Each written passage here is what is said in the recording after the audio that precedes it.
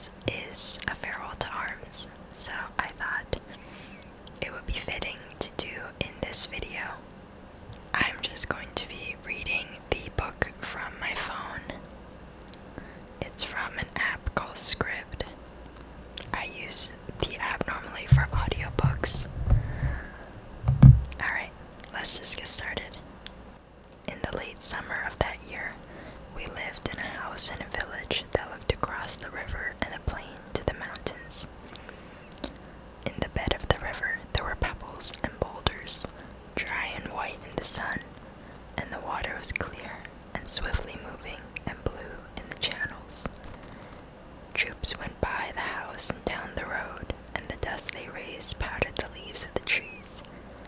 The trunks of the trees, too, were dusty, and the leaves fell early that year. And we saw the troops marching along the road, and the dust rising, and the soldiers marching, and afterward the road bare and white, except for the leaves. The plain was rich with crops. There were many orchards of fruit trees, and beyond the plain the mountains were brown and bare. There was fighting in the mountains, and at night we could see the flashes from the artillery. In the dark it was like summer lightning, but the nights were cool, and there was not the feeling of a storm coming. Sometimes in the dark we heard the troops marching under the window and guns going past pulled by motor tractors. There was much traffic at night, and many mules on the roads with boxes of ammunition on each side of their pack saddles, and gray motor trucks that carried men, and other trucks with loads covered with canvas that moved slower in the traffic. There were big guns too that passed in the day drawn by tractors, the long barrels of the guns covered with green branches and green leafy branches, and vines laid over the tractors. To the north we could look across a valley and see a forest of chestnut trees, and behind it another mountain on the side of the river. There was fighting for that mountain too, but it was not successful, and in the fall when the rains came, the leaves all fell from the chestnut trees, and the branches were bare, and the trunks black with rain. The vineyards were thin and bare branched too, and all the country wet and brown and dead with the autumn. There were mist over the river and clouds on the mountain, and the trucks splashed mud on the road, and the troops were muddy and wet. Their rifles were wet, and under their capes, the 2 leather cartridge boxes on the front of the belts, heavy with the packs of clips of thin, long 6.5mm cartridges, bulged forward under the capes so that the men, passing on the road, marched as though they were 6 months gone with child. There were small gray motor cars that passed going very fast. They splashed more mud than the camions even, and if one of the officers in the back was very small and sitting between 2 generals, he himself so small that you could not see his face but only the top of his cap and his narrow back, and if the car went especially fast, it was probably the king. He lived in Utah and came out in this way nearly every day to see how things were going, and things went very badly. At the start of the winter came the permanent rain, and with the rain came the cholera.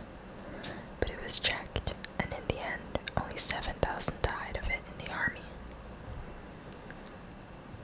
The next year, there were many victories. The mountain that was beyond the valley, and the hillside where the chestnut forest grew, was captured, and there were victories beyond the plain on the plateau to the south.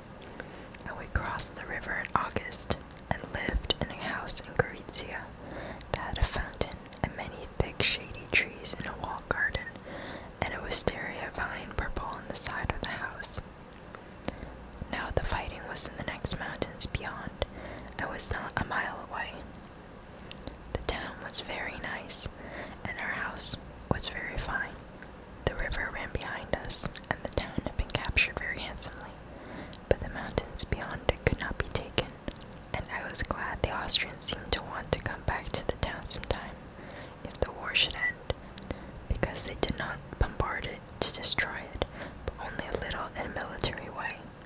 People lived on in it, and there were hospitals, and cafes, and artillery, upside streets, and 2 body houses, one for troops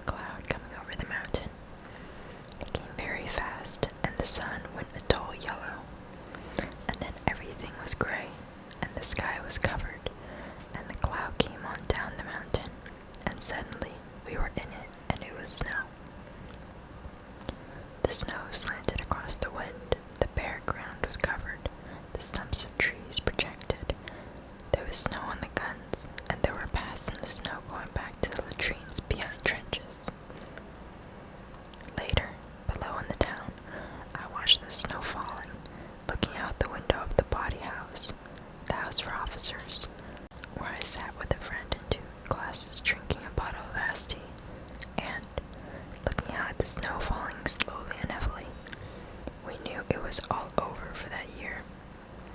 Up the river, the mountains had not been taken. None of the mountains beyond the river had been taken. That was all left for next year.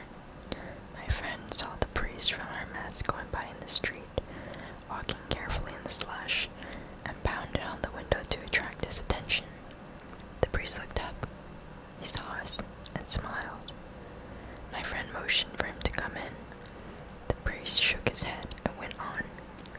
That night in the mess after the spaghetti course, helping ourselves to wine from the grass-covered gallon flask, it swung in a metal cradle, and you pulled the neck of the flask down from the forefinger, and the wine, clear red, tannic, and lovely, poured out into the glass held with the same hand. After this course, the captain commenced picking on the priest. The priest was young and blushed easily, and wore a uniform like the rest of us, but with a cross and a dark red velvet above the left breast pocket of his gray tunic. The captain spoke pidgin Italian for my doubtful benefit, in order that I might understand perfectly, that nothing should be lost. Priest today with girls, the captain said, looking at the priest and at me. The priest smiled and blushed and shook his head. This captain baited him often. Not true, asked the captain. Today I see priests with girls. No, said the priest. The other officers were amused at the baiting. Priests not with girls, went on the captain. Priests never with girls, he explained to me. He took my glass and filled it, looking at my eyes all the time, but not losing sight of the priest. Priest every night 5 against 1. Everyone at the table laughed. You understand? Priest every night 5 against 1. He made a gesture and laughed loudly. The priest accepted it as a joke. The Pope wants the Austrians to win the war, the major said. He loves Franz Joseph. That's where the money comes from. I am an atheist. Did you ever read The Black Pig? Asked the lieutenant. I will get you a copy. It was that which shook my faith. It is a filthy and vile book, said the priest. You do not really like it. It is very valuable, said the lieutenant. It tells you about those priests. You will like it, he said to me.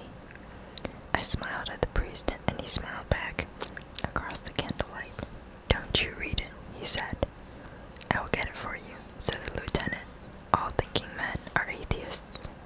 The major said, I do not believe in the Freemasons, however.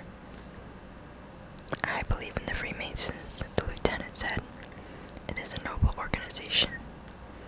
Someone came in, and as the door opened, I could see the snow falling. They would be no more offensive now that the snow has come. I said, Certainly not, said the major. You should go on leave.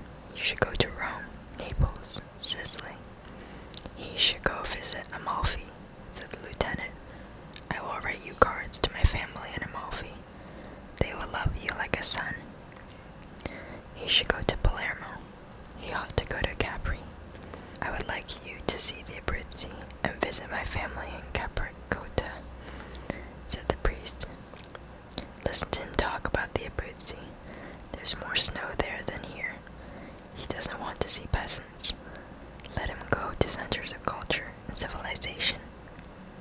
He should have fine girls. I will give you the addresses of places in Naples. Beautiful young girls, accompanied by their mothers. Ha, ha, ha. The captain spread his hand open, the thumb up and fingers outspread as when you make shadow pictures. There was a shadow from his hand on the wall. He spoke again in pidgin Italian. You go away like this, he pointed to the thumb, and come back like this, he touched the little finger. Everyone laughed. Look, said the captain.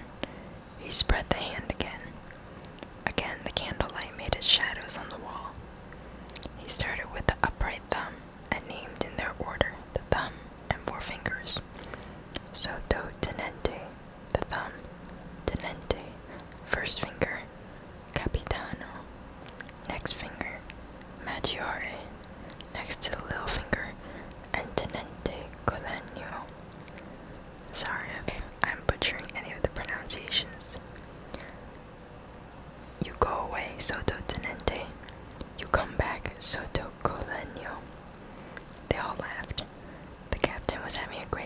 mess with finger games. He looked at the priest and shouted, "Every night, priest, 5 against 1. They all laughed again. "You must go on and leave at once," the major said. "I would like to go with you and show you things," the lieutenant said. "When you come back, bring a phonograph. Bring good opera discs. Bring Caruso. Don't bring Caruso. He bellows. Don't you wish you could bellow like him? He bellows. I say, he bellows." "I would like you to go to Abruzzi," the priest said. The others were shouting, "There's good hunting. You would like the people. And though it is cold, it is clear and dry. You could stay with my family. My father is a famous hunter." "Come on," said the captain. "We go whorehouse before it shuts." "Good night," I said to the priest. "Good night," he said. Okay, that's probably where I'm gonna stop for tonight. Let me know if you want more chapters